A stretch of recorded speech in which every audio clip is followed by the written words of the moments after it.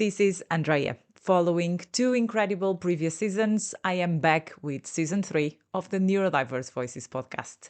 If you're listening or watching for the first time, I am the mother to a beautiful autistic daughter with whom I learn a whole lot every day. This has been my motivation to found and host the Neurodiverse Voices podcast. So join me and my guests on this mission to raise awareness and increase understanding. Together, let's make this world one that embraces and accepts difference. Welcome to the Neurodiverse Voices podcast.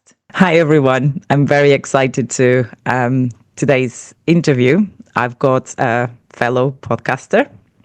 He's based in the UK. He is late diagnosed autistic. And I would like you all to welcome Jack from the Auticast podcast. Hi, Jack. Hello.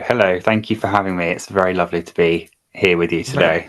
You're very welcome. Thank you for this. So we connected on Instagram, and here we are meeting for the first time through a screen, but kind of in person. So I'm very. It still counts. Exactly, it still counts. Yeah. And I'm very much looking forward to to continuing the relationship and to potentially working together. Very good. Jack, me and the audience will be very interested if we start by you telling us what has brought you to this stage of your neurodivergent journey. So, being late diagnosed, how has that been for you so far? It's a question, obviously, that I get asked quite a lot now because I'm sort of that's become part of what I do with my own podcast, being kind of, I guess I'd call myself an advocate now. I'm not really sure if that's that. Yeah, I think you are. But there we go. So it's become something that for me is a passion and a focus, and something that I'm kind of I'm sort of absorbed into by choice, of course. But it's very much kind of, I feel for me now, it's so much about trying to accept that the peace has been made with myself on this journey now. And I'm kind of trying to use that inner sense of peace and self-acceptance to almost kind of channel out to other people who haven't maybe got there yet, or are still struggling with knowing how to do that. Because I think that's what I was looking for. I think when I was first made aware of it, and then obviously had to wait a long time for assessment and diagnosis. And there was just this kind of void, I think, of this is what's in front of me, but I don't really know how to sit with it, how to process it, how to feel about it. And so having gone through that myself, hopefully, I guess my focus or my role is to help other people do that stage and others, and just hopefully make people feel a little bit less perplexed by what's kind of been put there in front of their eyes, almost. Yes, that makes sense. It does, absolutely. It's very important. I always feel inspired by so many people, and it's very important that we know that there's others out there who are sharing a similar journey, even though if it's in their unique ways, because its journey is going to be unique. So it's really, really admirable what you are doing by after having the diagnosis and being an advocate and helping the neurodivergent community. So you kind of touched base on this, but how did receiving the diagnosis impact your understanding of self-identity? Hugely. And I, again, when you tell new people about what that was like or what that felt like, I really cannot express enough how many years of my life I struggled with not knowing myself, not knowing my identity, or not knowing why I perceived the world the way I did, why I interacted with the world in the way I did, why I had so many struggles, why I felt so restricted and limited in a lot of areas of my own life, and I didn't have an explanation for it. Didn't have any logic. I'm a very, very logical person most of the time, so I craved logic, and there wasn't any. And it having that diagnosis at last was something I always say to people is it doesn't change anything practically. It doesn't change anything kind of in terms of circumstance necessarily. It changes your level of awareness of self. It changes your, again, not overnight, but it starts to change your perception of self and the way you view yourself, perhaps more compassionately, more empathetically, more with much more context and with much more clarity, which I think a lot of people crave. A lot of people crave, but perhaps never achieve, even in their entire lifetime. So for me, that was such a crucial thing. That was such a crucial point, and it did take years for it to fully process, for me to fully go, okay, yeah, that is me. That makes a lot of sense. And there's been so many different phases, so many different stages to that process. Acceptance being one of them, for example. But I say to people now, to anyone else, it might seem insignificant. It might seem futile. Why get a diagnosis on, a piece of paper, or what difference does it make? It transforms my life, because it transformed my life into one where this human being gets to understand why they're the human being that they turned out to be, and I don't think you can take that for granted, because without that information, what am I doing? Who am I supposed to be? How am I supposed to behave? How am I supposed to interact with the world if I don't know why in the first place? So it's huge. It's huge. Yeah, it's very important that you know yourself. I don't think we ever know ourselves fully, but no. I relate. I relate to that absolutely. Can we delve a bit more into how different you felt? So if we go back in time before your diagnosis, can you give us a few examples of how you felt different? Yeah, I mean, I think a lot of people, I will say, perhaps more now, whereas I was more skeptical because I didn't want to make people uncomfortable, or I didn't want people to misunderstand or say something stupid. For me, being autistic has and continues to be particularly disabling for me. I've always had struggles with things that I guess your average neurotypical person would take for granted, wouldn't think twice about, or would be able to do with relative ease. That for me is either triple the effort, triple the work, or it's out of reach completely. So, it's for me, I think missing out on things like opportunities with employment, or missing out on opportunities with social interactions, or with relationships, with being able to maintain or construct independence of my own accord. Those are big challenges, and not a lot of people can understand when you kind of try to explain to them why you're struggling so much, because I think a lot of people think that you're making a bigger deal out of something that to them it isn't that much. And not being able to get people to understand the context of what you're saying, or what you're feeling, what you're experiencing, compounds that sense of isolation, because you think if no one else gets it, then where do I it's sit? part of the stigma that there still is around society. So what were some, we kind of answered this a little bit already, but the biggest misconceptions that you found before your autism diagnosis?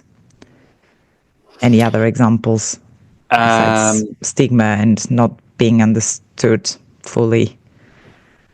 I mean, I got a lot of the really, really common ones. I mean, one of the biggest ones I got was you're too sensitive, um, you're um, you're too emotional, you're too anxious. Like you let anxiety beat you. You just need to learn to control it. You need to learn to fight it and all that kind of stuff. And I mean, believe me, I tried.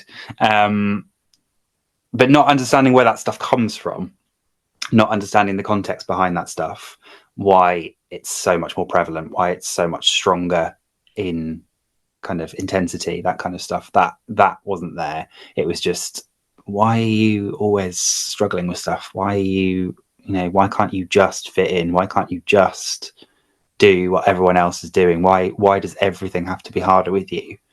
And I've very grown up with that. often. I've grown up with that, so yes, I might be in my I like to say early 30s. I'm clinging on to my early 30s. Being in my 30s now, I haven't forgotten that stuff. It stays in your head. But obviously I'm in a different phase of my life now where I get to decide, what I can tolerate and what I can't, and the reasons behind it. Nobody else does. So It's the shift that's needed, and the diagnosis empowers you to do that, isn't it?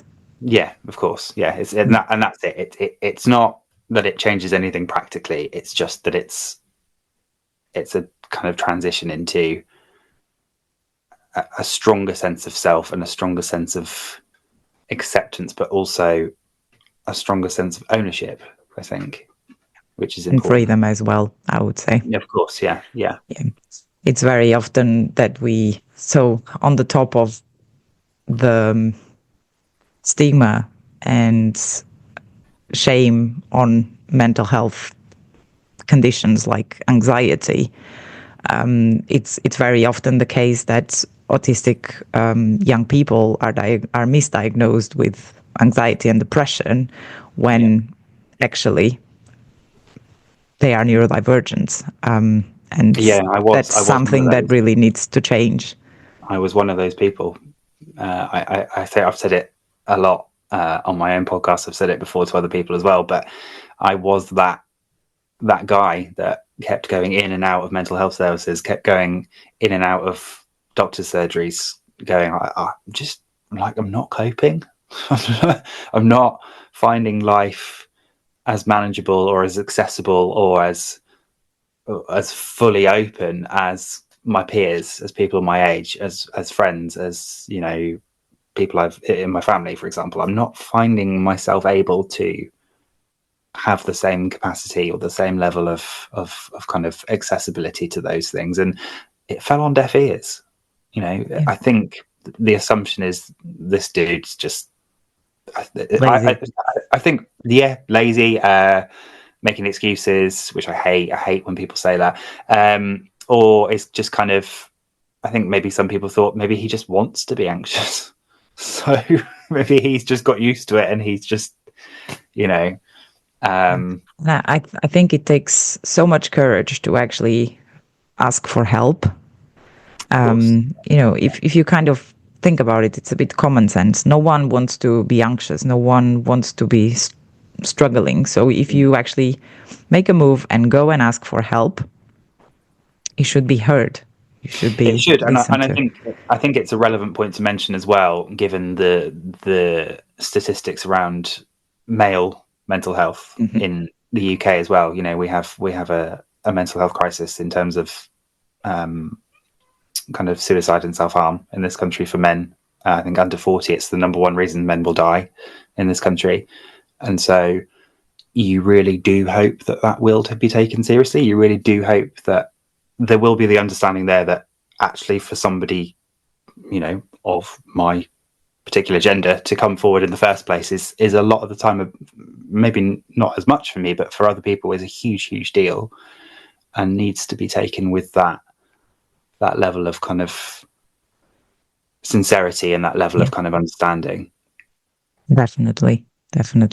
And on the top of that, the suicide risk for autistic people is a lot Yeah, higher than. again, so you combine the two things again, and you've got an even higher prevalence. I actually I watched in the news yesterday that I was working and listening at the same time, but an autistic young boy took his own life, and that's heartbreaking. Of course it is. We know these things happen, but the more we can prevent them, the better.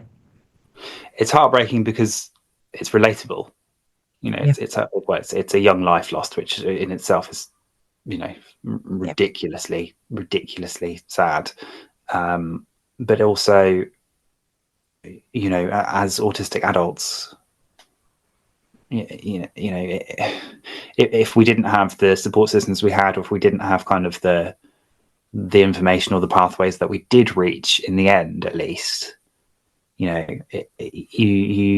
you're very aware. I think I'm very aware all of the time that those statistics are out there. We might not like to read them. We might not like to dwell on them too much, but they're out there for a reason. And I understand the reasons. And I think it's important to acknowledge that, not only for yourself, but for other people to be aware of them too, because, you know, that's what starts to educate. That's what starts to make people aware that, you know, being autistic it's not something you do on a whim. It's not a trend. It's not something that everyone gets a diagnosis of if they fancy it. You know, this is a different way of experiencing human life and reality and existence. And for a lot of people, that could mean very big differences, you know, very disabling differences, very limiting differences. So just don't underestimate that, because there are so many of us now, I think, that are out here trying to put our truths and our realities into perhaps more public view. And it's big stuff. It's big stuff.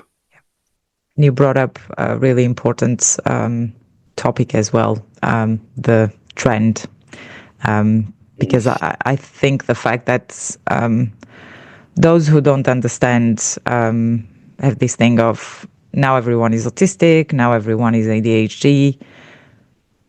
I find that really difficult, actually, because being someone who's probably neurodivergent and realizing now at this stage of my life that I'm potentially neurodivergent, it doesn't help, because I have these two sentences always in the top of my head, and it just makes you doubt yourself. So I wanted to know your thoughts on that, on this, the trend. What do you think about it?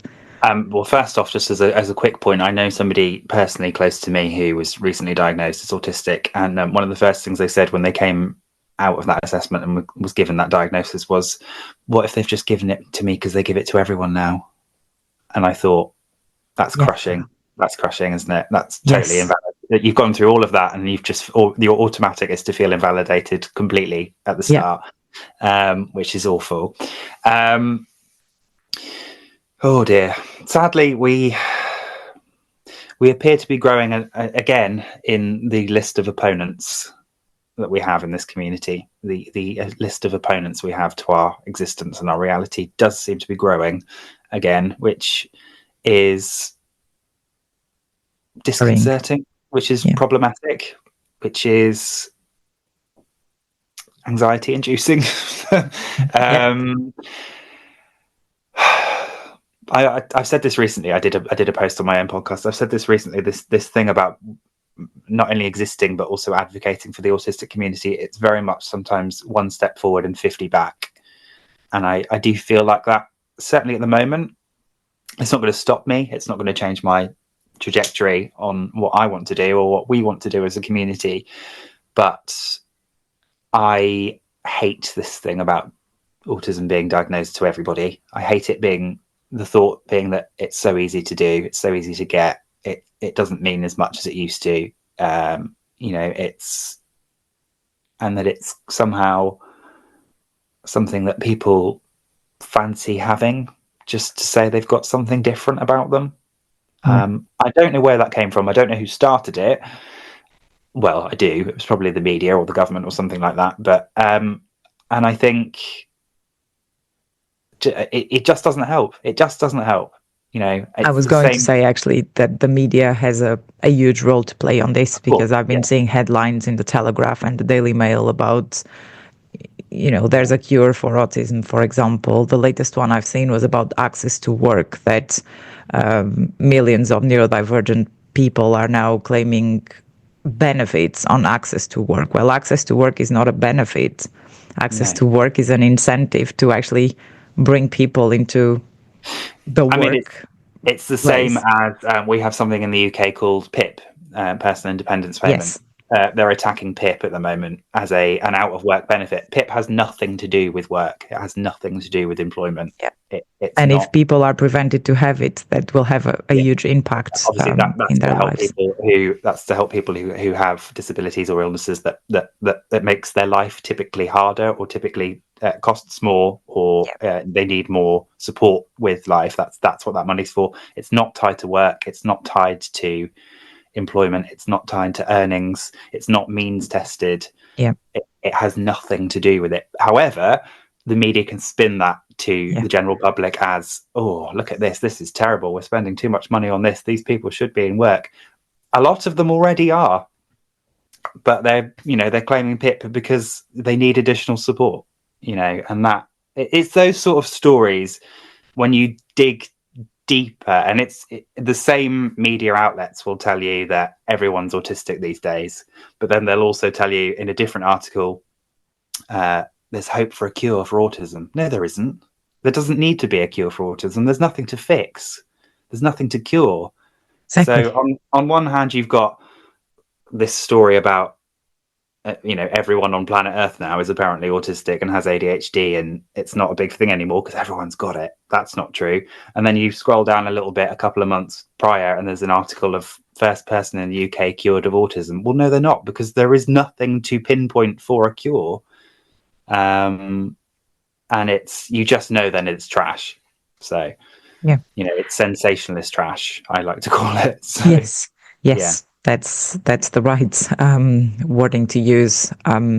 It's this lack of understanding that there's more research, there's advancement in information that we didn't used to have. Not long ago, the typical autistic person or child would be the one who was very good at maths and wouldn't make eye contact, and they would be male. It's just, to me, it's just common sense. It's obvious. We need to look into the research and the information that we have available and further understanding. I think so it's not that easy to. You've said it. It takes common sense, but unfortunately, especially with the way that our media work across the world, common sense doesn't really take center stage with media these days. It's more about sensation. It's more about headline grabbing. It's more about clickbait. It's more about making people appalled at things. It's very reactionary, and unfortunately, those things sell more than telling the truth or applying common sense or being rational or kind of balanced about telling stories, which is a really sad state to be in, but it's unfortunately the reality still. One of the biggest enemies we have as an autistic community is the media. It's one of the biggest enemies we have, one of the biggest obstacles, and I think it always has been, but it feels like that playing field between us is getting worse again, with certain particular individuals kind of becoming more prevalent again. Yes. Let's not even go to that topic. Otherwise, we'll stay here for 3 hours. There are some like the BBC and ITV. They bring in, more focused on education. They bring in some good news pieces, because the education system needs a lot of change, and it's failing many children at this point. So it's good to see some of them at least supporting in that sense. But I think the print is where I see more of this these articles that just make me outraged about them. Yeah. Okay, let's move on to something more positive. Let's do it. Auticast. Oh, yes. Yeah. So I've listened to a few episodes, and I heard that this is not your first podcast. And I would like to know a bit more about your previous podcasts as well. What have you done and what brought you to... Oh, wow. I thought I'd managed to kind of let that one silently die, but apparently No, not. I think I went back to season 1 of the Auticast. One of the first episodes, and I remember you saying that you were back with Auticast, so I assumed that there was a previous podcast. There was a previous podcast, yeah. I did a previous podcast about autism in 2023. So Auticast started in 2024. I did another one in 2023, which was called Out of the Ordinary. Okay. Which again was another. Thank you very much. I didn't keep it though, so obviously I didn't agree. I did that in 2023, which was the year also that I was officially diagnosed. Okay, that makes sense. I spent half of that year waiting for diagnosis, and then the other half of it being officially diagnosed. It was a very interesting experience because I think I don't know if other people have had these worries, but I spent half of that year doing that podcast thinking I'm making it through. I did 3 seasons of Out of the Ordinary throughout 2023, and I remember getting to the end of season 2 of that and thinking, gosh, what if they don't give me a diagnosis? Then I've just been a total fraud. I've just made an autism podcast and I'm not autistic. So, of course, that didn't happen. But it was a very different experience. I was in a much darker place when I did Out of the Ordinary. I was in probably a very kind of maybe more damaged place. I think I'd been through a really bad relationship breakup with somebody who wasn't very nice. I think I hadn't focused on wellness and well-being as much as I do now, typically. And so I think that's why I let that old podcast go, because for me, Auticast is the most sincere, genuine, and meaningful portrayal of not only me as a host, but also what the work that we're trying to do through Auticast means, I think, is the most authentic. So yeah, I'm not new to the game. You know, I've been doing it now for 2 years, 2 different podcasts, but Auticast has now eclipsed what I did with the last one. So I've done more of Auticast now than I did with the last one. So yeah, but sometimes we need to go through that dark place. I relate not with a podcast, but I created an Instagram account, I think also in 2023 as well, because I like writing and I have quite a creative brain, and I wanted to inspire others, but I was in a dark place at the time. And then eventually I closed it, and I feel like everything happens for a reason. So like your Out of the Ordinary podcast, in my case as well, we have to go through these darker periods of life to actually get the motivation and get where we are at, because now you're passing, like, the Auticast has a lot more positive. It comes from it developed from a dark place. Sorry, I'm just rambling now. No, I get you. It kind of came from a dark place, but it had to happen for you to have launched the Auticast. And it's the same with me with that page. You know, I already had an autistic daughter by then. I knew that she was autistic by then, but I hadn't found my purpose. So it's very important that we find our purpose to align ourselves with what we want to do. So that's admirable. I really like that. You've put that in a way that I've never really thought about succinctly in that fashion. But I think Out of the Ordinary came from a place of pain and darkness, whereas Auticast comes from a place of positivity, light, recovery, and kind of authentic well-being, I think. And acceptance as well. Acceptance. Oh, Auticast is hugely from acceptance, hugely. Which is again a big difference. So Yeah, it's Yeah. it's a funny old thing, isn't it? But yeah, there's a huge contrast between the two podcasts. Yeah, in terms of tone and theme and just general kind of. I feel like Auticast is a lot more bouncy and friendly. So Yeah. but you have to It is. learn. I love You it. learn. You Yeah, learn from what you did before, exactly. and I took that and thought, okay, well, Auticast is about to launch. It's about to get off the ground. What do I want to do with it this time around? And I learned from the stuff that I didn't like or didn't feel worked as much in the last one. Yeah. And I was quite fortunate in a way because I think there is a few people who knew me from the previous one who thought, oh, this guy's doing a new one, and they came across. So that was lovely. It's really good.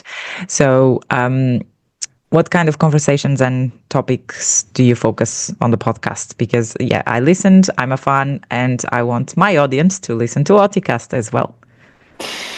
Oh goodness, what do we talk about on Auticast? It's really anything. It's very structured, Auticast. That was again because I think as an autistic adult who loves structure, who loves routine, I was very keen to implement that as a template for an autism podcast, because I think if you do an autism podcast and it's kind of all over the place, then it would trigger me. So I don't want to trigger anyone else. Exactly.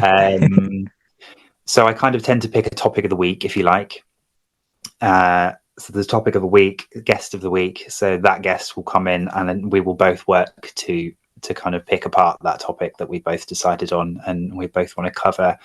And we'll look at it from a really informal, really relaxed, very friendly, and very kind of inquisitive, non-judgmental perspective.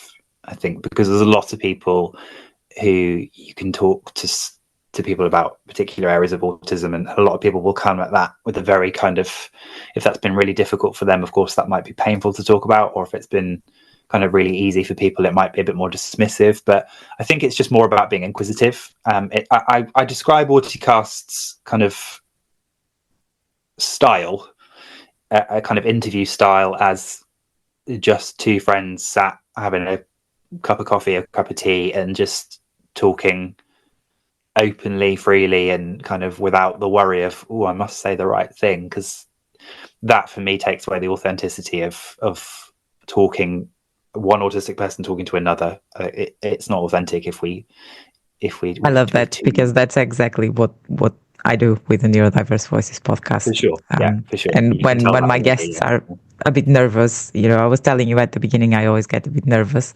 but that's what I tell them. It's nothing more than two friends having a conversation and a coffee. Sure. So it is, yeah. And I think, I've just passed the 16th guest in total,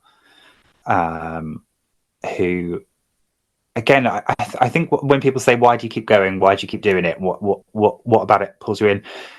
It sounds a little bit cheesy, but every new guest totally reinvents the podcast, because it's someone new. It's someone's story is completely new. It's completely fresh. There are similarities. There are things that we've heard before, we've heard in a different voice or a different way or a different style, but every new person creates a new story and a new journey and a new slice of autism. Yeah. And don't you feel like you learn a lot with them as well? Hugely. Everybody, I'm fortunate enough to say it's never gone wrong. It's never kind of, I've never done an episode where I thought, that's a shame. But because everybody is just allowed as a default from the get-go, I don't really tell anyone to do anything other than please just bring your authentic self.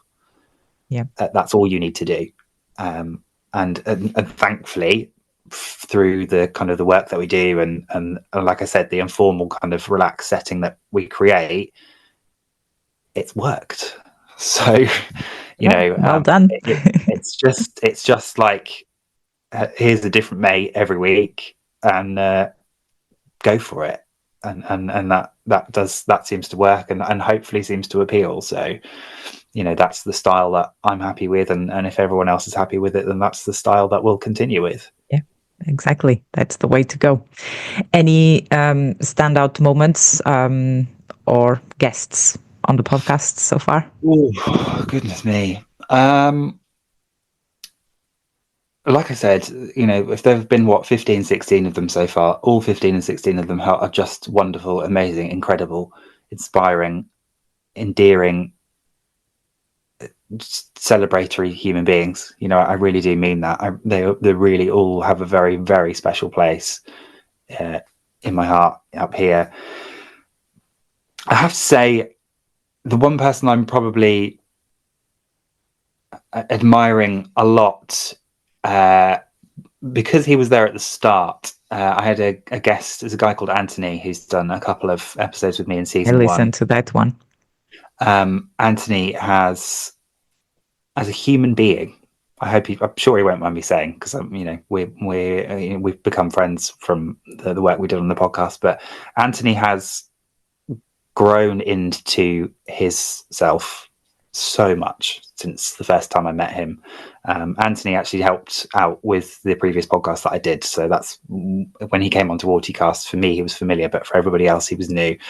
I have watched him grow over 2 years, and I've watched him settle into his most authentic self, which he's still doing, and he's still working very, very hard on. To be a small part of his journey, to be a small part of his story, fills me with pride, fills me with a huge amount of respect and admiration. And Anthony is not unique in the fact that I've seen that in every single person I've spoken to, but he stands out because he was a very big part of getting Auticast off the ground by helping out with 2 episodes of the first season. And he is going on to wanting to kind of help other people in the autistic community himself now, but he had to reach that point. He had to get to that point where he was comfortable with himself to then help other people to be comfortable with themselves, which I'm starting to see a lot more, and I'm very, very proud of that. And I'm and we've had so many people. We've had so many people that have come on multiple times. We've had people that are doing particular projects. I mean, we had 2 guys who did a kind of an award-winning short film at the end of interviewed at the end of season 2. The work that they've done is incredible. The short film, it only lasted about 15 minutes, but it was 15 minutes of much more powerful material around what it's actually like to be an authentic autistic person than I've ever seen anyone do in the media, than I've ever seen anyone do in film or on television. And these guys did it in 15 minutes, obviously with a lot more work going into it. But to talk to them about that, story, about that experience, I became a fanboy because I forgot I was hosting. I was just so inspired by that. Yeah, that's incredible. And we've heard so many different people who are advocates, so many different people who were just newly diagnosed. Whatever you're looking for, I hope so far we've covered, because they're all beautifully, beautifully connected by being their authentic selves, but they're all at different stages. They're all from different backgrounds. They're all doing different things with their lives. And they've all, of course, naturally, despite the kind of misconception that all autistic people are the same and don't talk to you, don't have empathy, they are 15, 16 of the most wholesome, pure, rounded, genuine, non-judgmental, embracing, loving, and incredible human beings I think I've ever met in over 30 years of my life. And that's why, even if Auticast, for argument's sake, is not here in the future one day, I'm never going to forget them. And they are just as much. I say this about my guests, and I think people don't necessarily believe me, but my guests are just as much a part of Auticast as I am. So, yeah, all of them are amazing, all of them. But there, of course, as standout moments, there are a lot, but those are just a couple. So, yeah. No, that's incredible, and I relate so much. It's quite interesting that our ethos on both podcasts is quite similar, and that's great to see. So, Anthony, is he the actor? He is, yes. Yes. So I listened to that episode. I remember that.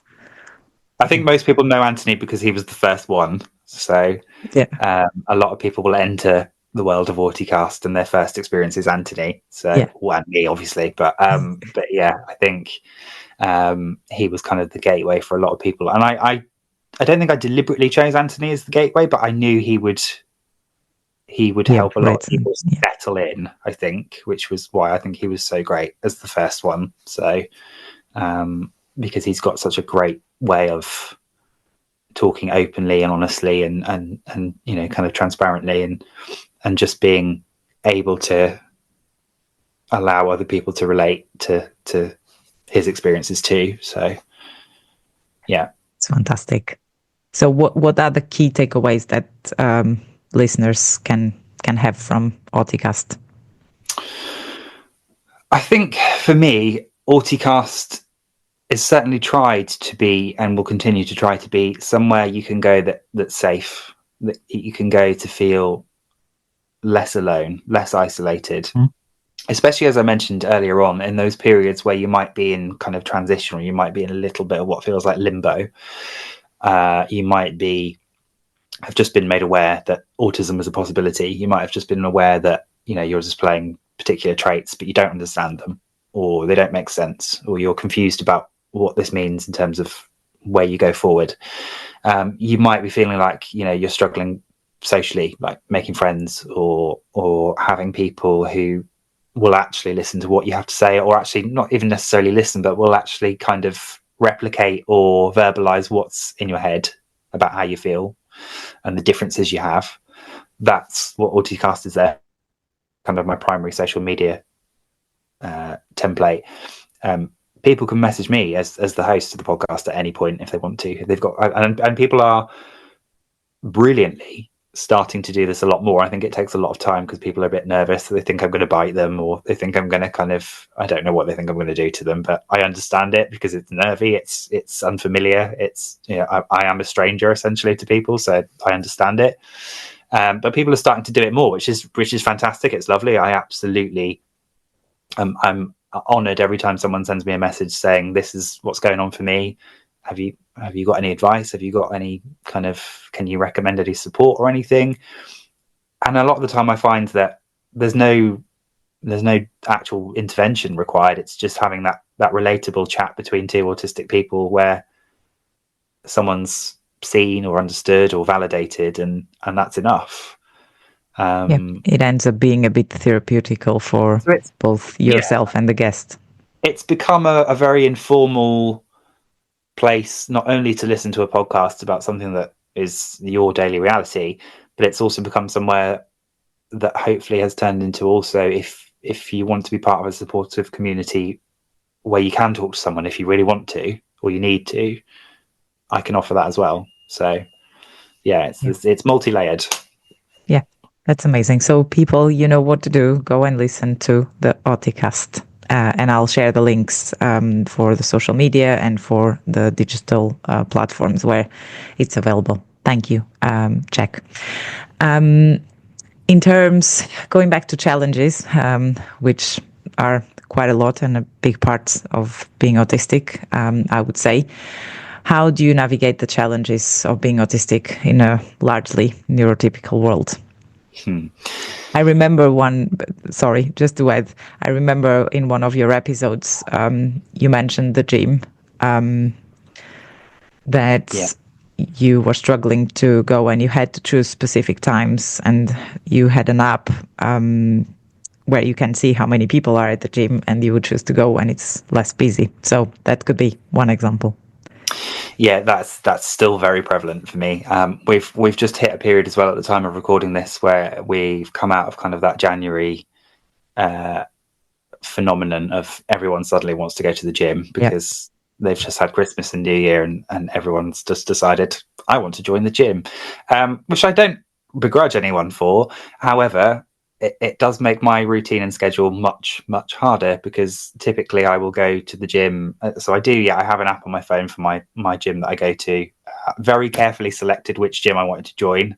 Again, like a lot of autistic people will relate to, I studied hard, researched it very, very deeply, found the right one with the right environment, the right space, the right volume, I checked it out before I joined up, all that kind of thing. But the brilliant thing is it has a really detailed and thorough app, which also tells you as you log in how many people are in that building as we speak right at this moment of the day. If that number is over a certain threshold, I'm not going in the gym. But if it's under and it stays under, I can follow my routine. I can follow my schedule. Yeah. But a lot of people, and again, when people will be hit with misconceptions about being autistic, a lot of people will say to me, without knowing any of what I just said, will say, well, I thought you were autistic. I thought you struggled. How can you go to a gym? It's like, you don't know the thorough detail. You don't know the thorough planning that goes into me being able to be in there. I've got my noise cancelling earbuds that every time I leave the house, they're in my ears, especially in the gym, because if it's quieter, I mean, if there's less people, then you don't really have to worry as much, but they're not coming out of my ears because without them, I can't be there. So it's just those little tweaks. I mean, noise cancelling earbuds, gosh, I wish someone had told me about those a decade ago. I don't know if they were as such a much of a thing, but gosh, they are transformative. They're transformative. They allow me to be not prolonged, but they allow me to be in places perhaps I wouldn't have been dwelling in previously for a little bit longer, just to be allowed to get things done that need to be done. I think, when you ask about kind of what's managing challenges, I know it sounds a little bit simplistic, but acceptance, self-compassion. I'm so motivated by self-compassion. I'm so motivated by inspiring others to embrace self-compassion, because I think if we stood back and looked at ourselves as a society, the one thing that's missing from a lot of people is compassion. Very true. It's a very cold, fast, cruel, cutting existence in a lot of corners of society. I think, especially now, we don't see an awful lot of compassion for each other, typically day to day. And so I was always brought up that, compassion's not important. Compassion's not kind of, it's a waste of time. Like, it's fluffy. You don't need to bother with that. And actually, when it came along and I started to kind of be embraced in therapy with compassion at the core, changed my life. And for me now, I go day to day and I say, what can I do that's achievable? If it's not, does it matter? We know what we're up against, if you want to put it that way. We know what our challenges are. We know what our limitations as a key word are. And we don't need to lambast ourselves for those now, because they exist. They have a place. They are relevant. They do mean something. So we either work around them or we work aside from them. So, yeah. Any practical examples of how you practice self-compassion? Because I could do with a lot of them as well. I think, a lot of people will. There's an expression which again is picking up prevalence again, which I'll try not to go off on a rant about it, but I have a real issue with, which is people who I've noticed quite a lot will say, I'm autistic, but I don't use it as an excuse. Or people who say, I'm autistic, but I can still do this, as if there's a need for justification, as if there's a need for an excuse in the first place. Because I always say, you're not excusing yourself, you're excusing yourself for other people, for their benefit. You're saying, I'm autistic, but don't worry, I don't use it as an excuse. It's like a defensive mode. Do you need to excuse yourself? If you're autistic, if you're disabled, that's your reality. Whether people like it or not is up to them. It's not up to you. So that's a big area, because a lot of people will say to me, well, if you push yourself a bit more, you might do it. Like, no, if I push myself a bit more, I'll have a meltdown, and then I'll burn out, and then I'll be no use to anyone for half a week. So, I mean, my partner will probably attest to this, but I am very headstrong in advocating for myself now, very, very headstrong in sticking up for my own needs, my own wellness, my own principles, my own kind of tolerances, which I've had a lot of people say to me, I wish I could be like that. And I think you can. It's one of those things that it's difficult to say to people because you can. It doesn't happen overnight. If it's not something you've been used to, it's a process. You've got to kind of transition to being comfortable enough to advocate for yourself in the first place. But my goodness, when you do, it changes the playing field almost of life, and it filters out those people who before would have just made you feel so unbelievably crap about yourself. It filters them out because there's no time for them. There's no space for them. You don't allow or create space for those people because people are like, oh, I think you're using autism as an excuse. Okay, that's your opinion. Move on. Like, you're not living my reality. So I don't really need to acknowledge what you've just said. You know, I don't judge the way you live your life. So don't judge the way I live mine. Because I imagine neither of those things are by choice. Even if it's someone else saying it, I imagine they don't live the way they live by 100% choice. You know, a lot of the way we live our lives is dictated by other things, and in my case it's being autistic. So, you know, I it's not that I get, well, maybe I do get a little bit peeved when people say, oh, I'm not using my disability as an excuse. Well, no, disability is not an excuse. It's a very valid explanation and a very valid confirmative piece of information that, you know, doesn't need to be excused. So I get that's a great perspective. That's a great perspective. So do you see your autism as a disability? Yes, 100%. You do. Okay. I think in a way to describe that, because I see it as a disability because of the you know, there are very, very many limiting factors to me being autistic, having an autistic brain, and being an autistic individual in society.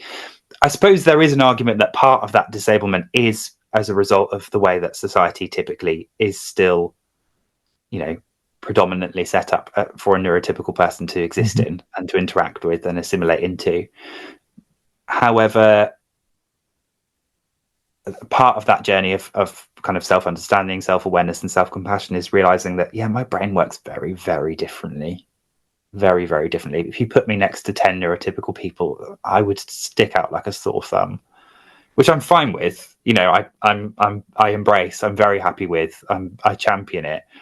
But you're also aware that, you know, those 10 people will probably be able to go on to do things with ease that will take me at the very least days, maybe weeks of planning before I can even attempt them, and they may not work.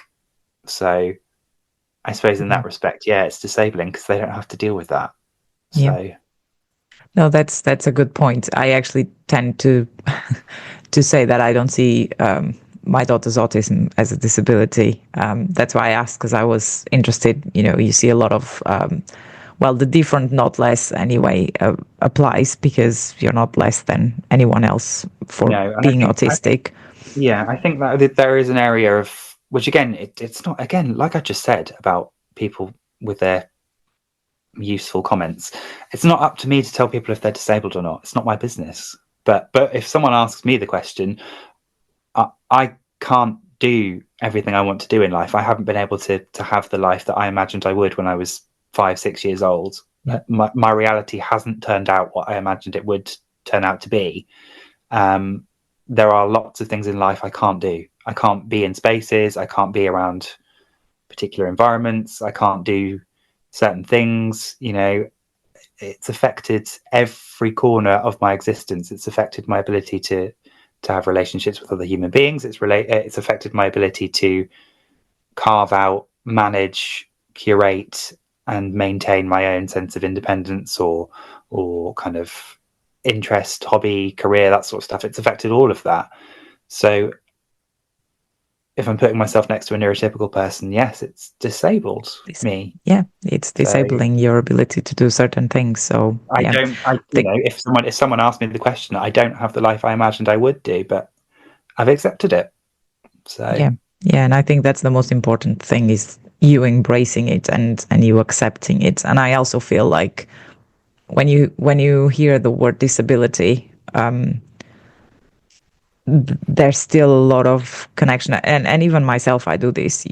You think physical disability, and it's probably time for these to change as well. This conception that, But that's a there needs to society be a thing, isn't it? difference between a physical disability and neurodivergence, and that's why when Sorry, I was going to say, people put the stickers up on their walls now, like in the hospitals or doctor surgeries, like not all disabilities are visible, and that's as far as they'll go. And I think that's nice, but you're not really explaining it. You're putting a sticker up that no one understands. You're not really. We're not going any further than kind of introductory, meaningless gestures. Almost, it's like someone will read that and go, "Oh, aren't they? Okay." But then we don't tell them anymore. We don't tell them about autism. We don't tell them about ADHD. We don't tell them about neurodiversity. We don't tell them about, because the education, the awareness isn't there. So people are just like, I'm not sure that's true. I think all disabilities are just physical. But also, I know, and again, not attributed to any individual in particular, but I think there is also an element of a lot of people I've spoken to, a lot of people I see in the community, out of the community, etc. They'll say, disabled sounds like weakness. Disabled sounds like I'm the connotation of the word, isn't it? Or I need to be fixed, or I'm weak, or I'm missing something, or I'm depleted in something. I mean, I've had to be so incredibly, incredibly strong through in my entire life. Nobody is going to tell me I'm weak. They can, and I don't care, but there's no fact in it. There's no logic or truth in it, because all it's taken to get to nearly the age of 34 is strength. So, Yeah. And again, weaknesses are subjective, and I also feel like if people were better at showing vulnerability, that the world would be a better place as well, because we are not Superman. We will talk about superheroes later, but we are not superheroes. We are human, and as human, we are vulnerable because we are not strong all the time. We have our moments. You can't pick and choose which parts of your emotional range you apply a good label to or a bad label to. Emotions come as a collective, as a range. You have to experience all of them at some point. Some of them will get stronger, some of them will dissipate, some of them will recur, some of them won't. But vulnerability, you can't grow as a person. You can't grow into yourself as a person without vulnerability. You can't avoid vulnerability if you want to keep growing, if you want to keep learning, if you want to keep staying true to your most authentic self. You can't do that without vulnerability. It has to be there, and you have to make space for it. And I know that's difficult, but it's like one of those things where the more you do it, it doesn't make you weaker. The ability to acknowledge, accept, and make space for vulnerability just means you're more well-rounded. And that I actually think it ends up make you stronger eventually. Of course, yeah. But society won't tell you that. Society will tell you that being vulnerable will make you weaker, so don't do it. And if anyone tries to make you, then tell them to go away. But I think vulnerability is one of the most beautiful qualities, I think, in another human being, to be honest. And I think that's what I respect so much about people who come onto my podcast. To be on the podcast itself, and I'm sure if a guest comes onto a podcast, they've got to be vulnerable. They've got to be, because that's where your truest kind of conversation comes from. Yeah, and open to share their story with the rest of the world, because it will be available publicly. So of course, yeah. I think again, there's a lot of things that need to change, but hopefully, people like you, people like me, and the rest of the community will, we will do our small bits and start changing the world eventually. So, what are some of the biggest strengths that being autistic brings into your life? I think having lived over 30 years as an autistic person, whilst not knowing for most of that I was autistic, I think I have a very strong sense of resilience, very strong sense of self and awareness of self, and the ability to, I think once you've gained the confidence or the acceptance of self enough to do so, the ability to interact with the world or other human beings and offer something different, offer something that's not the mainstream, offer something that's not copy and paste from someone else, to come in and not disrupt so much, although I probably have done that at times, not disrupt the kind of status quo, but certainly question it, certainly challenge it, and certainly say, I get why we all do this, but does it actually serve us? I get why we've all done this for such a long time, but is it actually, does it have people's well-being at its core, at its forefront? I don't think it does.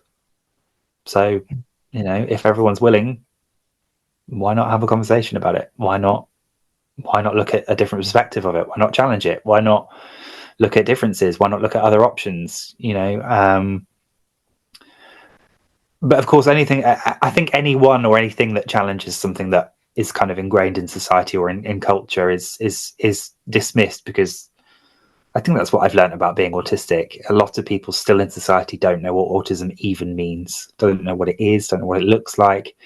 And in typical human being fashion, you can always rely on, human beings tend to reject things that they don't understand. They tend to fear things they don't understand. They tend to attack things they don't understand, because it's a natural human instinct, that goes back further than any of us. But I think I'm not afraid of that. I'm not afraid to be rejected. I'm not afraid to be misunderstood. I'm not afraid for people to take issue with. My motivation isn't, there's no undercurrent, there's no kind of malicious intent to it's I just want to change things for the better for people. I want people to feel better about themselves, about the world they live in, about the life they lead.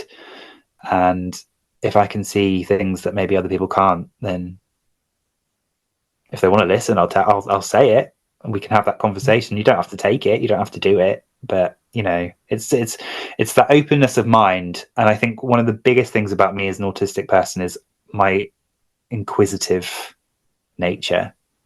Yeah, If I don't being understand something, curious. I want to learn about it. If I don't agree with something, I want to learn about it. If I think something could be different, I want to learn about it. I'm always wanting to learn. I'm always wanting to understand human behavior or societal behavior.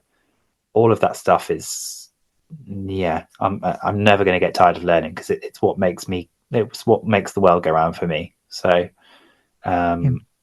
fiercely loyal. I'm fiercely loyal to people.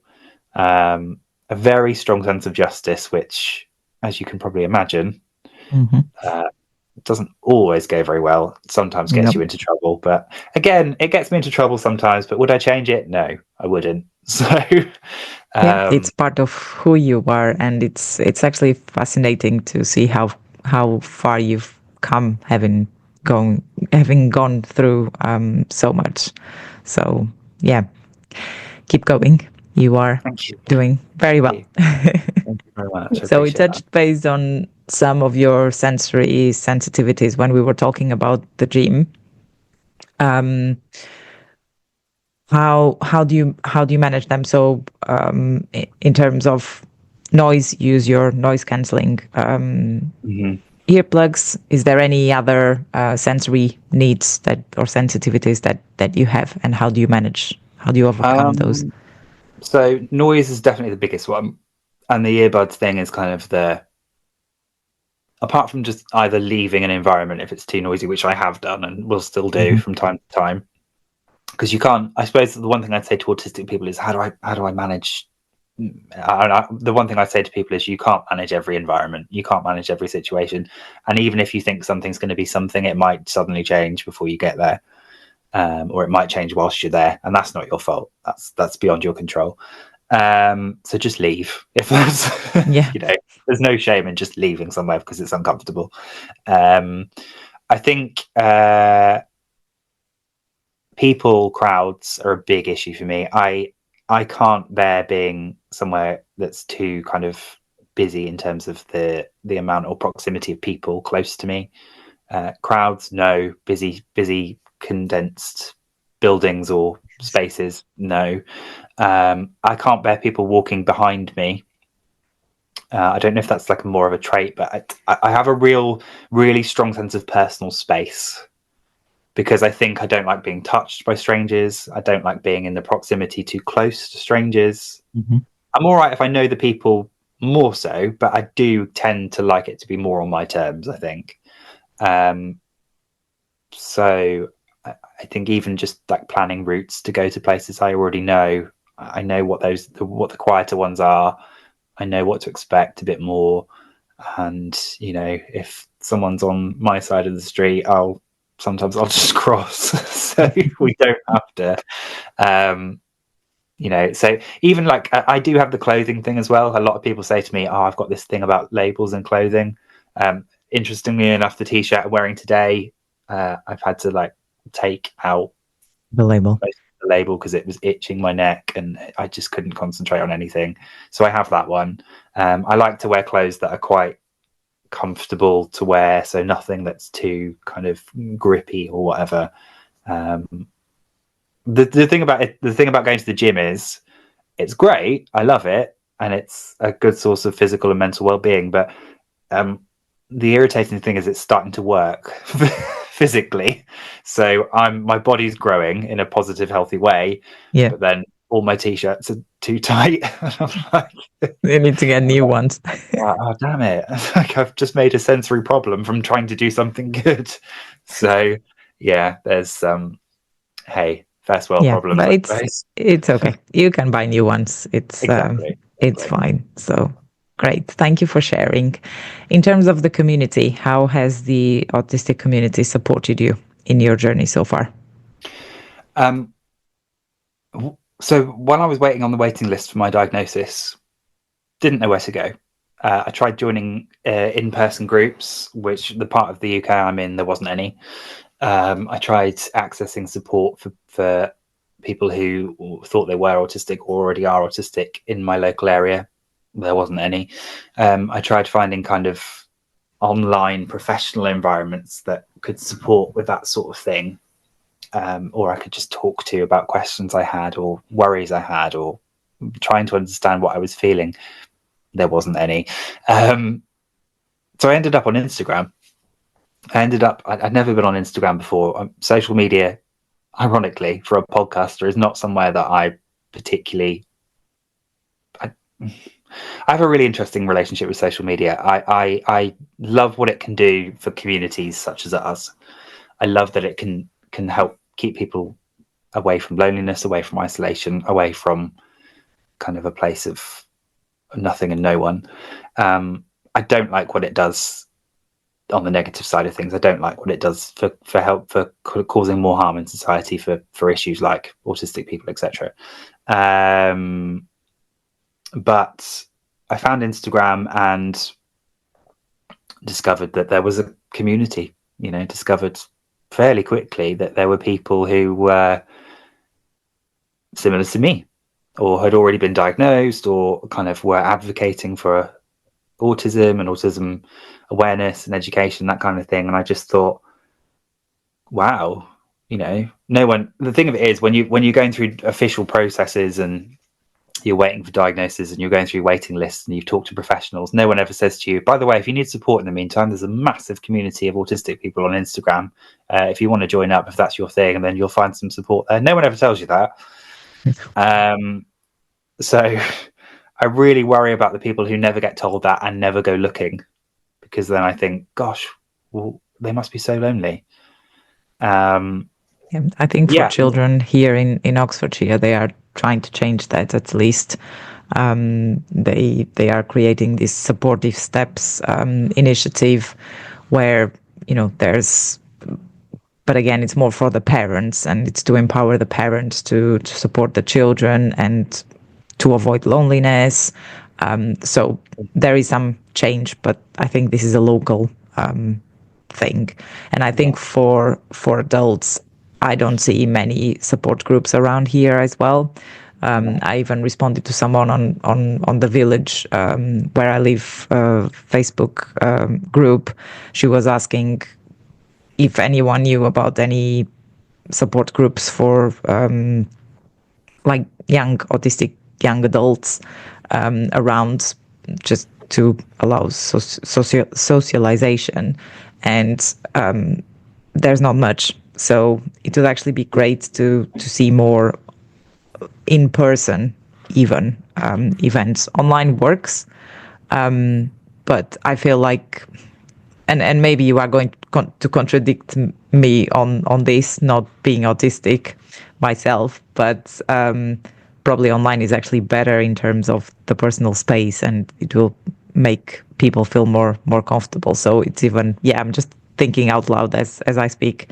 It might even be better, but that doesn't seem to be much. So I only had a conversation with someone about this yesterday. Okay. Somebody who said about Auticast, that Auticast is someone that talks, predominantly about autistic adults and how unique they found it. A podcast that talks about the adult experience of being autistic, because once you kind of leave the kind of 18 to 19 bracket of being alive, it's almost as if your autism's not really a thing anymore. It's like you don't exist anymore in that realm. And people I did the same thing. People come out of the 18-19-year-old bracket and they drop off a cliff because there's no support anymore, because there's no one to talk to anymore about it. There's no one to guide or to advise or whatever. And I think a lot of people just think, am I still autistic, or am I just supposed to get on with it now? Or that's not fair. And it's not fair. Of course, don't take anything away from autistic children's support, because they need it. I needed it, I didn't get it, and they need it. So please, absolutely, there's a 100% a place for that. It's just that we're missing the adults. People that, lo and behold, they might have got older, they might have got kind of, a bit more long in the tooth, as we would say, but this is still autistic. They still need support. Still need services. Still need, obviously dependent on the individual needs, of course, but it doesn't go away. So neither should the conversations, neither should the awareness, neither should the support if it's needed. So it's very interesting, actually, because I had an idea, as I do have many ideas. So I work for the Oxford Health Biomedical Research Centre. It's a partnership between the Oxford Health NHS Foundation Trust and the University of Oxford. And so we have 11 themes of research. And I had the idea that I wanted to do a neurodiversity conference this year. It looks like it's going ahead. So hopefully by the time this episode is released, we will have more, full confirmation. So I've just started working on the planning and everything. And that was actually my aim, because the only theme of research that has projects on neurodivergence is the mental health in development, which is focused on children and young people. So when I started thinking about this conference, I was like, but what about the adults? What about the other themes of research, like better sleep, for example, or pain, which are things that neurodivergent people, have across the lifespan? Why are we not thinking about this? So hopefully with this conference, we will bring this into the conversation, and at least in terms of research and healthcare, we can, start thinking more widely and actually focus more on young adults. And then, even so, the other theme that we have is dementia. And I was even thinking the other day, it might not be too related, but it could be. What about researching the likelihood of neurodivergent people to actually end up having dementia? Is the risk higher than neurotypical people? At this point, probably very difficult, although with the number of diagnoses increasing, we could actually start somewhere. But I think it's something that's worth being investigated scientifically. So yeah, hopefully I'll be able to help with with this idea of mine, and there will be some positive results out of this Yeah, no, conference. for sure. Good luck with it. Fingers crossed. Yeah, Thank you. absolutely. Yeah, and I'll send you an invite. Maybe it's your Thank opportunity to you. actually come down to Oxford. There you go. See, there Yeah. you go. Great. So the next question, I think we covered it already, but is there anything else you would like to add to changes you would like to see in society for this world to be more inclusive of autistic people? Oh,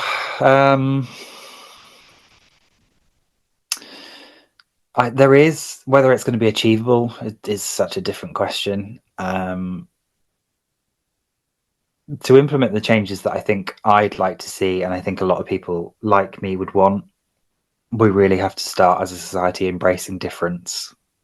Mhm. We're not there yet. We're not there yet, I don't think. And we probably need about 2 more generations, or I think we do, yeah. I thought we were getting somewhere, and now it feels like we've totally given up and gone backwards about 50 years.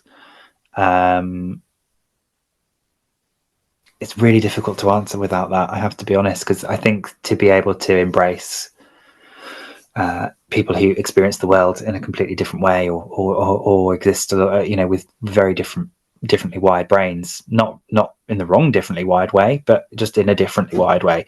I think you have to be able to have open-minded discussions. You have to be able to be open, welcoming, non-judgmental, embracing, and curious, as a word I mentioned before, about difference. I don't think we're there yet. I don't think we're ready for those conversations. We are as a community, but neurotypical society is not. And we want to remain hopeful for the future, and we will still be hopeful. Yeah. However, if we look at history, there's so many things that are still left to. These are the things that should be fixed, not neurodivergence, like racism, discrimination based on being white, black, Asian. This still breaks my heart to see that is a constant. Gender and transgender and homosexuality. We just need to embrace it. We are all different. And I normally say this, and this is my view. If no one is killing or stealing or doing anything that's harming you, just let them be, because the more you criticize them, the more stigma you put on them. It's amazing how common sense that is, isn't it? Exactly. As long as they're not doing anything wrong, they're different. Exactly. And it doesn't matter if you're white or if you're black, if you're homosexual. However, we mentioned it earlier. We're not ready for those conversations as a society as a whole. The one thing we need to get rid of to allow that process to speed up again, we need to get rid of the mainstream media. We need to get rid of the media as it exists and has done for hundreds of years. It's blocking the way. It's blocking the way. If that wasn't blocking the way, we would probably progress more naturally as human beings on our own accord in embracing difference, because we wouldn't have anyone to influence our opinions. We wouldn't have anyone to influence the way that we perceive or project onto others, or to alter the context or the narrative behind difference. It would just be up to us to decide. It would just be up to us to learn of our own accord. What does difference look like? What does it mean? Is it threatening? Oh, no, it's not. Funny that. Whether that's race, whether that's sexuality, whether that's gender, whether that's neurodiversity, neurology, that kind of stuff, whatever it is, it's not skewed by someone else before you get to it, almost. But I think the governments also have a role to play. A massive role. In terms they're of not getting off scot-free either. There's a lot of there's a lot of emphasis on equality, diversity, and inclusion these days. And more companies and organizations are, being specifically in research, it's something very, very important. But there should be more consequences if you discriminate, if you don't. There's an Equality Act that should, mean something. So there's many parts that are responsible for this. It's good to say it. It's good to say you believe in equality. It's good to say that you believe in embracing people's difference. It's good to say it.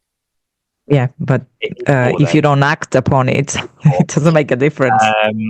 And people who are different, or people who do come from kind of different backgrounds, environments, or existences, they will know the difference between if you mean it or not. And they do, to their credit, they always do. People of color always know when you're saying something that's a token rather than a plan. People of different genders, people of different sexualities know when you're treating them as a way to make yourself look good versus do you actually care about their existence. It's the same with autistic people. We know when someone's actually wanting to take curiosity, take an inquisitive focus and go, do you know what? These people who are autistic, people who are neurodiverse, experience the world completely differently from anyone else. So actually, shall we treat that a bit more seriously? Shall we delve into that more, or shall we just say, I support autistic people this year until I have to tell you it again next year? That's no use to me, I'm afraid. So yeah, absolutely. So what advice would you give to someone who suspects they are autistic and haven't yet pursued a diagnosis? That's a good question as well. I thought about that one. I thought, I don't know if I do advice. It's tricky. I probably sound like a total hypocrite because I will give people advice if they want it. I don't know if it's in my nature to actively do it. However, to answer the question, my advice would be something that I did when it was first mentioned to me, because I didn't go looking for autism. Autism found me in the end. And it obviously in time made total sense and is now my reality. I think read up on stuff, do your reading, do your research, come on to places like social media. Obviously, don't just talk to any random stranger about it, but try and find somebody who does advocate for the community. Try and find people who do have things like podcasts, or they write books, or they make content, or that sort of kind of thing. Try and find people who kind of are immersed in the world of wanting to help others understand in the first place, because then you can have those kind of more conversations where someone's not going to judge you just for having the conversations. Whereas perhaps sometimes one of the first things someone will ever do on their journey towards being diagnosed with autism is they'll go and talk to a doctor or a GP.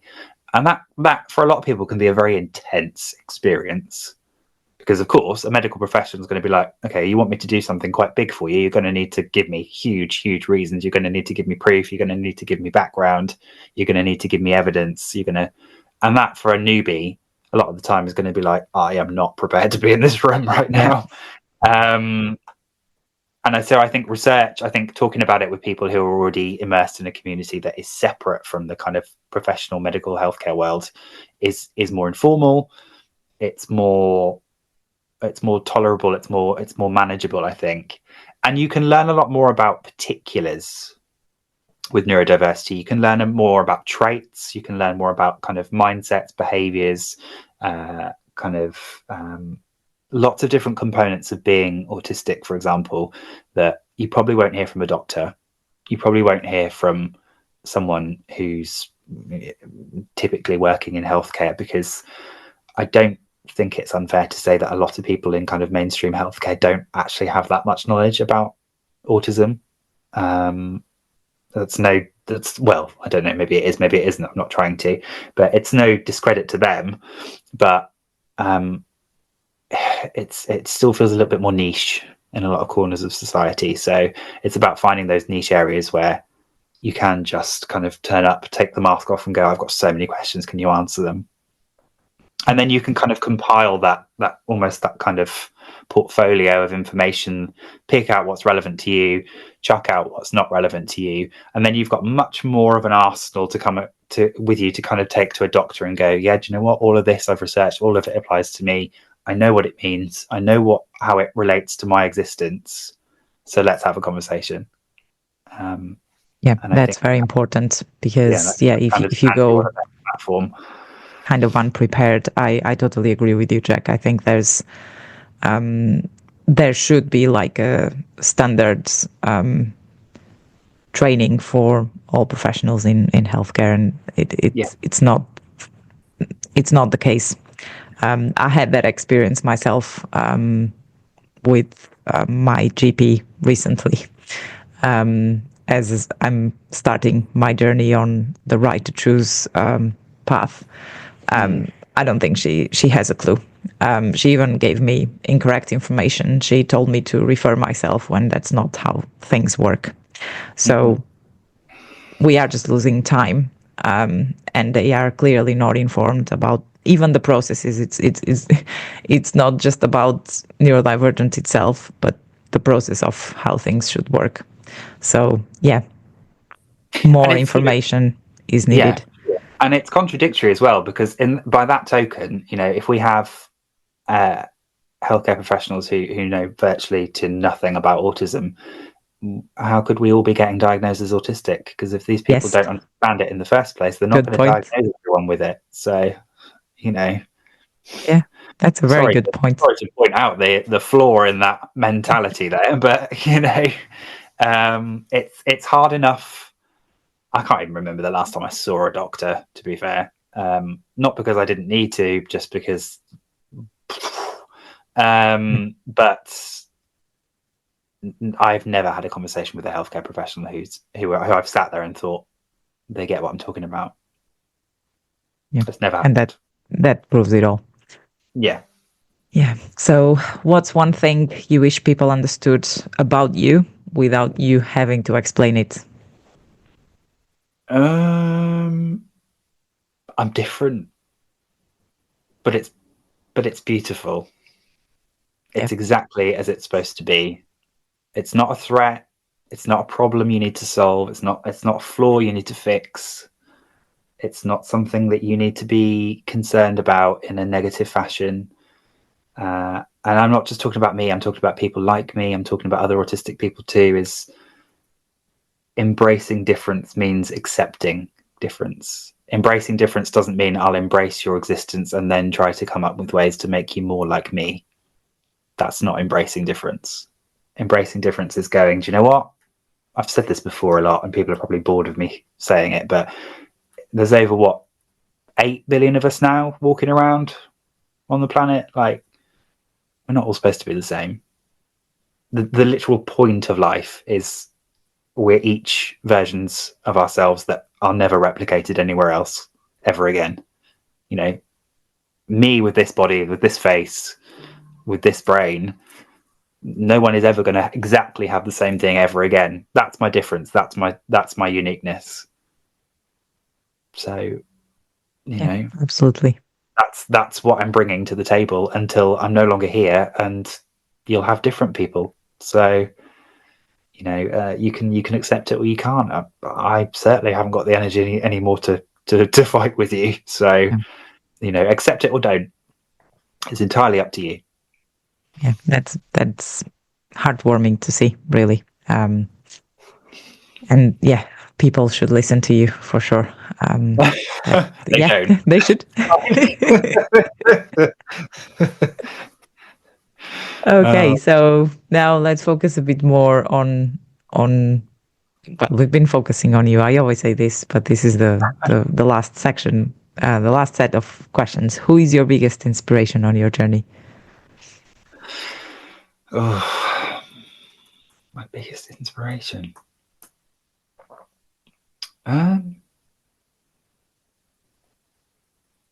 I mean, I'm quite, again, a lot of people will be like, God, this dude is egotistical. I'm quite inspired by my own progress in a That's way. very valid. I'm quite inspired by my own ability to still be alive, because there were points in the past where that looked very unlikely. And I'm inspired. I think if I had to externalize that, because I will, um, I'm inspired by anyone who's brave enough and courageous enough and authentic enough to come out and not only own themselves, but be incredibly proud of it and be incredibly celebratory of that, in a healthy, positive way. Obviously, Yeah, like, of course. I've run into far too many narcissists for my liking in my life so far that I don't really want to see anymore, to be honest.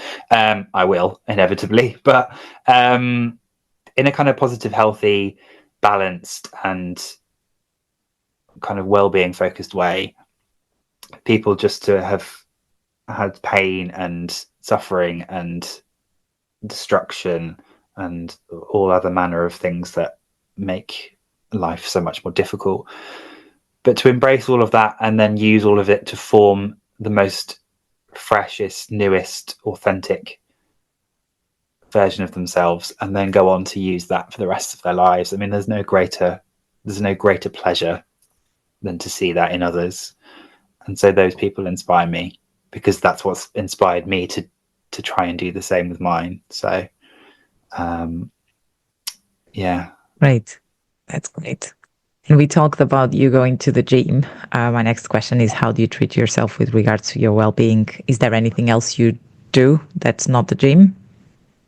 I mean, yeah, there must be.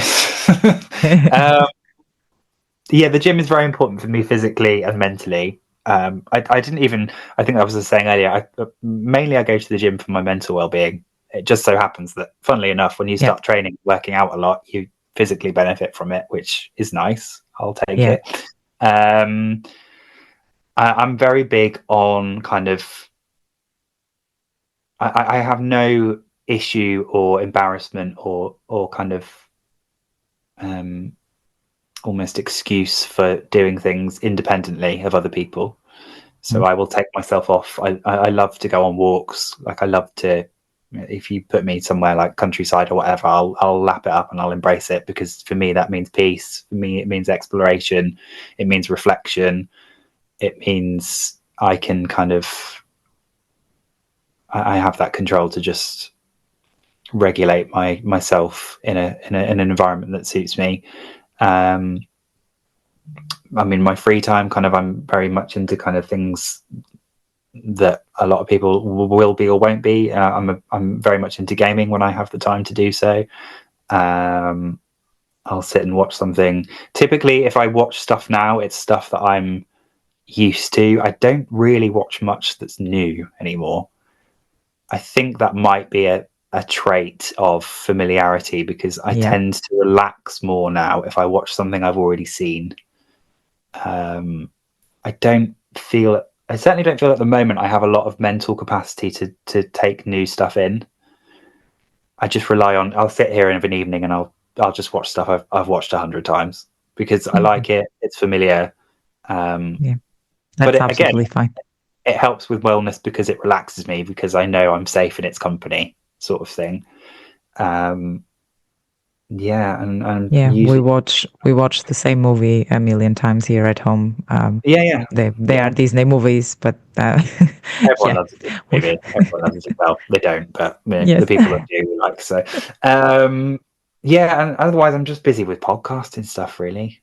But then that, as long as it doesn't become overwhelmingly stressful, that helps with my wellness, because it means something. I'm passionate about it, and it hopefully is helping other people too, which of course is wonderful. So that all adds up together to your yeah, well-being. Yeah, that's yeah. good. And if you were a superhero or had a superpower, who or what would that be, and how would you use it to change the world?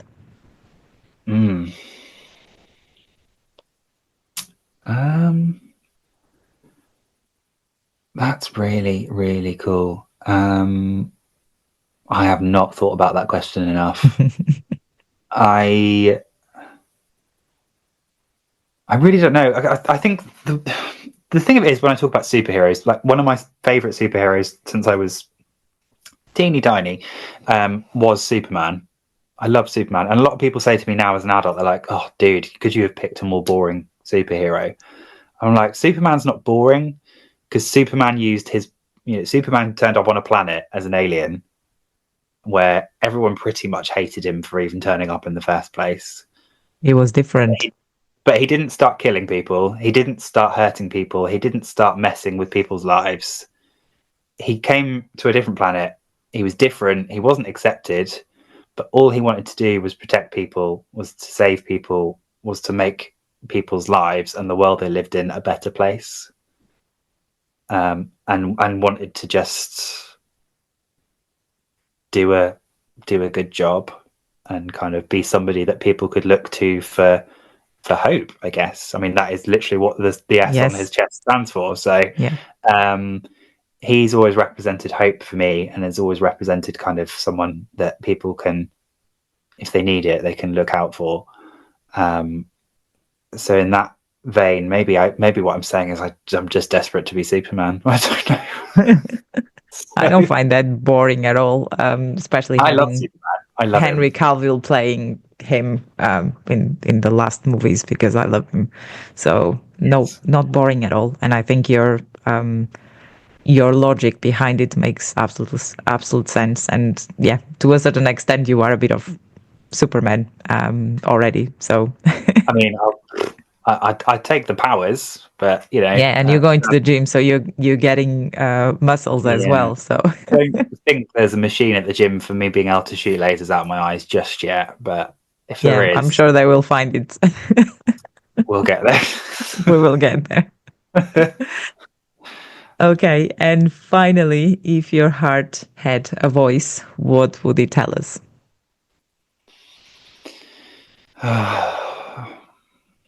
There's a lot of people at the moment who are desperate for the world to just be kinder, just to quieten down, just to find peace, just to find space between everyone's difference. There's a lot of crying out for it, and a lot of our lives have been interfered with or kind of maneuvered around things that quite frankly don't matter, that quite frankly we shouldn't even be involved in ourselves anyway. Life's not a playground for chaos or destruction or kind of uncertainty or any other kind of thing that you can think of that doesn't serve a human being very well at all. Life's a playground for difference, for exploration, for embracing kind of everything that you love, everything that you like, everything that makes you happy, everything that fulfills you or you embrace with happiness, positivity, and not even happiness. I always say to people, don't try and be happy all the time because it's not achievable.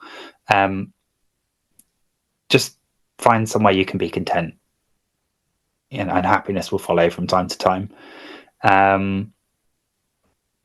Difference is strength. And we've said it already. I'll say it again, probably forever. Difference is strength. Difference is unique. Difference is life. I wasn't born over 30 years ago to be like the person that, was born before me or the person that was born after me. We all sat in that place being born, and we've all gone on to live different lives with different people. And that's the point. That's the point. Yeah, and have our own purposes. There'll be a lot of people that tell you, there'll be a lot of people that tell you now, in the past, in the future, there'll be a lot of people that tell you to fear difference, that to ignore difference, to reject difference, because difference will be a threat to the world. Difference is a threat to life. That's not true. It's not true. It's never been true. It never will be true. Like we said, as long as you're not hurting anyone, as long as you're not killing anyone, as long as you're not doing awful, terrible, unforgivable things, your life is your life. Your story is your story. You're the main character of that story until you stop being the main character. And once you're gone, your story will still live on through other people. But it's yours.